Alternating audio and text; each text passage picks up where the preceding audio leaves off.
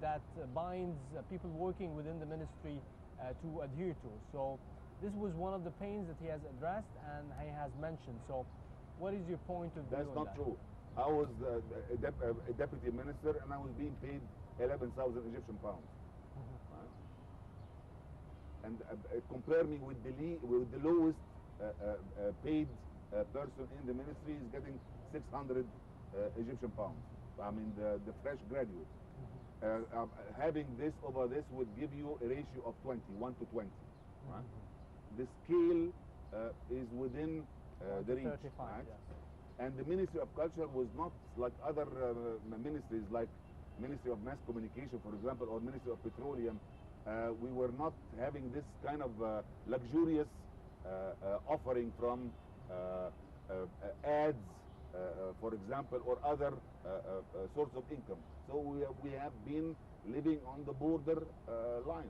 So this is again a bunch of lies he's coming with and saying, and actually he said so. I mean, people are being paid 16,000. Actually, it's not 16,000. It's after taxation 13,000. But when I left, it was 11. What is that? I'm actually coming from the multinational background, and I was at one point of time, I was the highest paid in the IT industry. My package back in 1999 was 150,000 per month. So I was actually sacrificing a lot, working for the government of Egypt in order to look for another career, another perspective. So, and we're talking about very refined people of backgrounds. People are well brought and well bred. They would never go for the cheap kind of corruption. And actually, during the 22 years of Farouk Hosni era in the Ministry of Culture, we had 2 corruption cases. One that has nothing to do with the Ministry of Culture, and the other one that was for some leadership in the ministry, and he was taking administrative control. He's been hacked, and he was persecuted, and he's now serving a big term in jail. How are the artists responding to what's happening today? It's becoming this so-called Ala Abdelaziz is trying to make a rift between the employees and the men of letters and the men of culture, as if he's trying to flip the coin. Instead of having the employees serving the men of letters, serving the cultivated people, he wants the culture people to serve the employees. And actually, as I've said earlier, he's being backed up by the lowest level of employees, the most corrupt actually. The most corrupt are backing him up because they find in this chaos the best way to fulfill their dreams. They want to do nothing, get paid in the same fashion like someone who's putting stupid hours for the ministry. I was having people when I was handling the foreign culture relations working from 9 a.m. to 1 a.m. The next day. Yes. And that was, I mean, it was a machine. The foreign culture, it was a machine.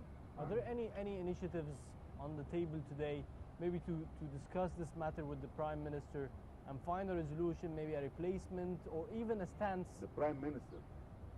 The Prime Minister is the refined version of Ala Abdelaziz. He had no position. He had no position. He was not a pro, not a con. So he was again one of the nobodies, right? And actually, when the revolution was there, he was in Tunisia. So he was not even there. But at least he's a refined person. He's not that mobbish kind of attitude person. But he's suffering from the same symptom. He has no power. He's serving somebody else's agenda. I knew Hisham Kandil before being even a minister, right? Extremely refined person, very nice man to handle, but he's nobody. He did not have the guts, right, to go for the regime or against the regime, right? And these people are really colorless, right? They will not be able to achieve anything in their lives. Yes, Mr. Hossam, you've mentioned the economic aspect of the Ministry of Culture, that the Ministry of Culture and the Cairo Opera House does not gain profits Yes, through the performances. of course. So why wouldn't we, as the Ministry of Culture and of course the Egyptian government, why wouldn't we able to be gaining profits for the Ministry of Culture in the future? Can we do that? This is not the mission. In It's the not very, the mission, yes, in but the very it could long be better, future, right? in Yes. the very when you have the able citizen who's been capable of paying a ticket, a dear ticket, right, in order to go for the opera or one of the cultural palaces or visit a gallery, right? We don't have that kind of luxury, right? We're having 50% of the population under the poverty line. And this is the mission of the Ministry of Culture, is to serve, right, the less privileged, the deprived people. Maybe 15 years, 20 years, when you have economic prosperity, you will be able even to, segment totally the Ministry of Culture. You don't need it then. But now you need it more than ever, and it has to be integrated, and it has to subsidize the cost of cultural service to the people. Otherwise, you'll be paying a dearer price going along the way. So we need to start with education Of course. first. And this is the And then dilemma of the culture. Culture is squeezed between education and mass communication. The education system during Mubarak era was not producing talented people, was not producing the people who have been appreciating culture. So we've been discovering the talented and creativity by chance. And the mass communication system was not really geared to channel the cultural output. So we've been left struggling with a very limited set of public according to our capacity. Enlarging the capacity of the cultural output has to go through the mass communication channel, and it has to depend on the educational output that is making people appreciating culture and arts. The season of most of the creativity and innovation in terms of from the perspective of culture usually comes within the holy month of Ramadan. So do you think with with a lot of issues and debates and struggles and political battles, do you think the ecosystem exists for the artists to be creative enough to have strong productions and creative productions? I don't think so. I think production will suffer. Culture is not an end. Culture is one of the means of having a prosper economy at large.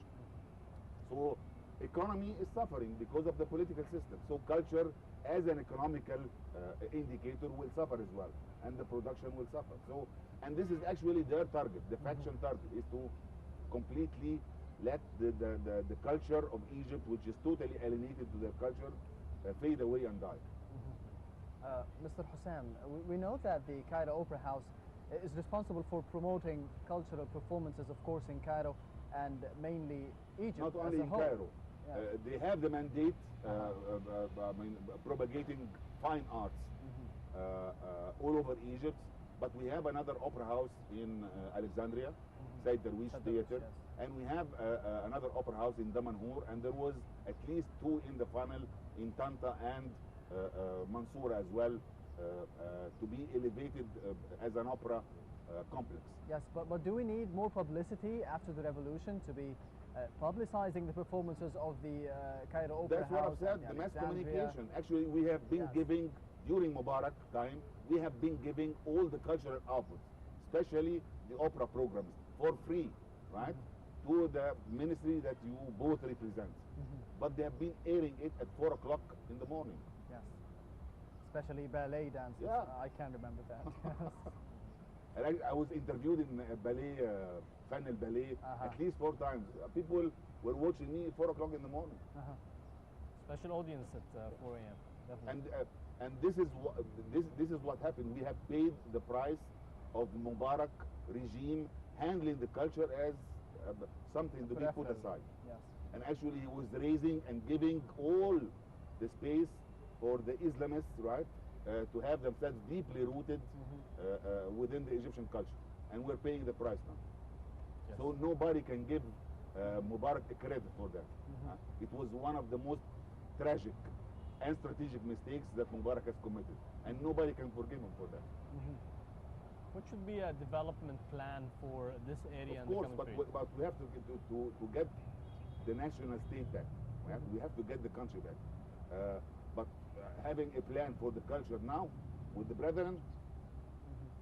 So how can we stand up for spreading the ideology of the brotherhood, as a lot of people can say, especially in the Ministry of Culture, because ever since the appointment of Mr. Ala Abdelaziz as the Minister of Culture, a lot of people said that he was trying just to spread the ideologies of the brotherhood. They are not yet into the brethrenization of the ministry. Now they want to get themselves empowered first, right? Once the empowerment, not only in the Ministry of Culture, in all ministries, have happened, and I mean, oppressing other people, oppressing all kinds of opposition, they will go with the brethrenization. So rest assured, it's in their plan, but they will completely fail. So let's move aside to your personal matters to make it a little bit lighter. What are your most recent works? Most recent? Works. I'm actually back to my management consulting. I'm a management consultant. I'm also a poet and a writer, so I'm trying to get a living. However, now my mobile was cut off because I'm not able to pay my bill. And you're talking about one of the most talented, not talented in the tribe of boasting, but diversity. I'm having a lot of diversity, and I cannot have the bread and butter for my house and my kids. And this is what the brethren is doing. Mubarak, with all his oppression, was not that monstrous, was not that aggressive. He would put you, if you're not pro-regime, he would put you at a certain level, but he would not go for the whole 9 yards with you. The brethren have no limits. Right, Yes. finally, Engineer Hossam Nassar, poet and former Undersecretary of the Ministry of Culture, I'd like to thank you very much for joining us. My pleasure. With this, let's move on now to a short break and return for another segment.